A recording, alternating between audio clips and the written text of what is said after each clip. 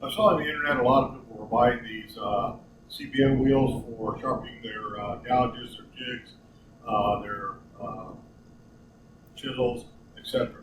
And so I went ahead and I bought myself a set. Now, what I decided on was the 1.5 inch wide with the radial edge, and I'll go into when I start the sharpening part on why I chose the radial edge.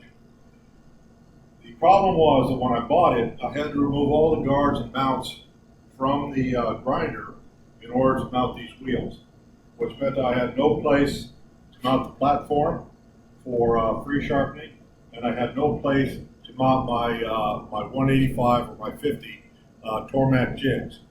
So I had to come up with some solution so that I could go ahead and do that. Now, so what I decided on was I built myself this table. I put a T-track in it, and I built these two platforms on either side of the grinder. These platforms allow me to go left and right. They allow me to go in and out, and they allow me to go up and down. So this gives me a wide range of motion to be able to set this up for either the SV50 or the 185 or any other Tormek jig I get in that family. So let me go ahead and show you how it works with the Tormek. Basically what I do is first I have to set the height. Okay, so I bring this one up to 2 inches. I've already used this, so I know that 2 inches is where I want to be. So now this one matches that one in height exactly. I then run this aluminum bar that I got from Home Depot, and I'll go into detail on how I got it to be the right diameter for the Tormek jig in a subsequent video where I talk about how I built all of this. So I run this through. I mount my jig.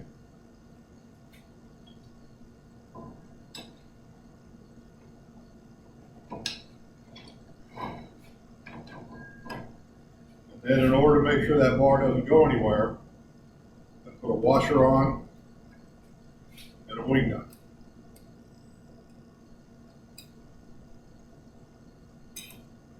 Okay. Now, I've already got the height set. The next thing that I have to do is I have to make sure that it's a proper distance from the wheel for the jig to work. Now, Tormek makes a template very similar to this. Difference is, on their template, these are holes that actually go on like the jig does. I didn't want to do that because I want to be able to put these on and do my adjustments with the jig on. And I didn't want to have to take this bar on and off in order to do the adjustments. So I use this. This is the A setting, and this is the B setting on that Tormek template. These two have to set perfectly on the wheel in order to make sure that I'm the right distance, so that this jig will go ahead and give me the right angle and profile that I'm looking for. So all I have to do is just set this one here, and set this one here. All right, and then I have to set the distance by moving this back and forth until both of those round caps are sitting directly on the wheel. And I'll go over this one, loosen it up, do the same thing.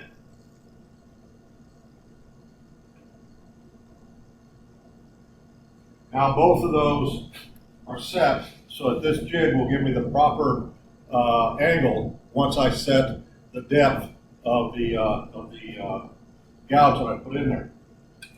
In that subsequent video, I'll explain how I got these built and how I got them to be exactly the same. So now let me get my gouge. All right, pull up my jig. Now this is a template that is like the one that Tormek has. It sets the distance from the end there. Now, like I said, I've already used this once, so now I know that if I come over here, this is set up perfectly so that I can go ahead and grind my profile however I want it.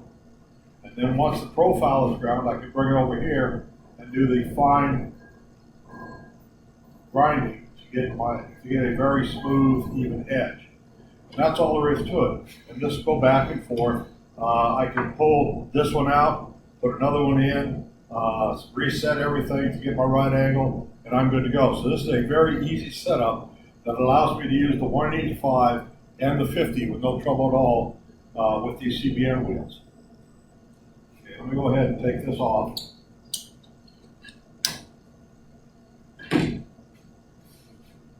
Again, all I need to do is to remove this wing nut,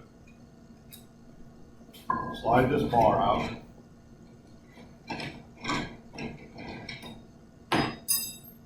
lay my jig down. Now, next thing I want to do is I want to be able to sharpen one of my scrapers. So I grab this. I already built this so that all the way down is the proper height for setting up my platform. One of the things that I had to do was I had to make this sleeve, and I made that with a plug cutter and a drill. In the subsequent video, I will be explaining exactly how I made this. It'll surprise you how easy it is. And what it is, it's a 1/2 inch overall plug with a 1/4 inch hole drilled through the center. And that allows this 1/4 inch screw, which is what fits for the platform,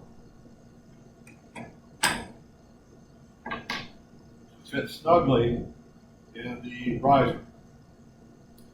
Now I'm going to go ahead and just put on this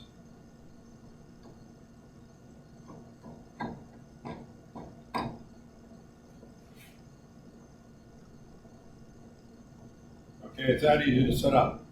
Now the next thing I want to do is I want to loosen these two. I want to center this on the wheel.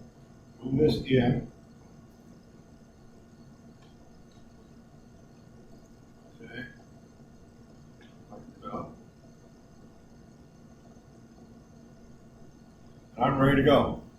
Then all I have to do is reach over here and grab my scraper.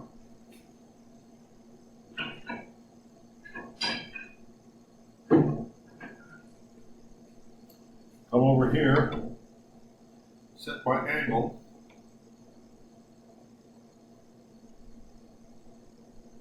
tighten it, and now I can go ahead and grind my scraper.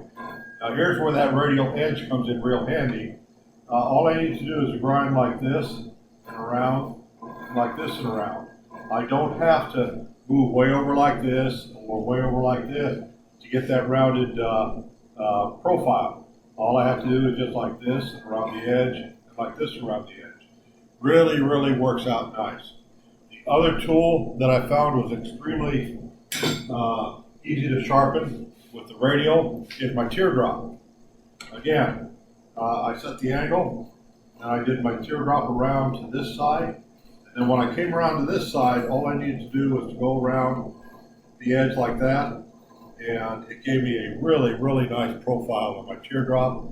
It's super, super sharp. It really, really worked out great. That's pretty much it in a nutshell. Again, it's a solution. Not sure if it will work for you, but if it will, there you go.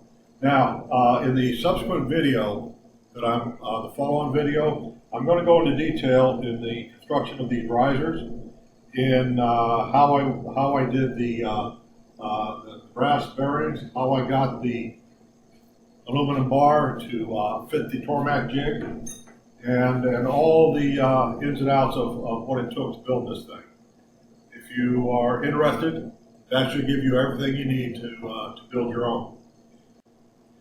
Well, I hope you got something out of these videos. I hope that I explained everything in enough detail. If I didn't, please leave any questions in the comments below.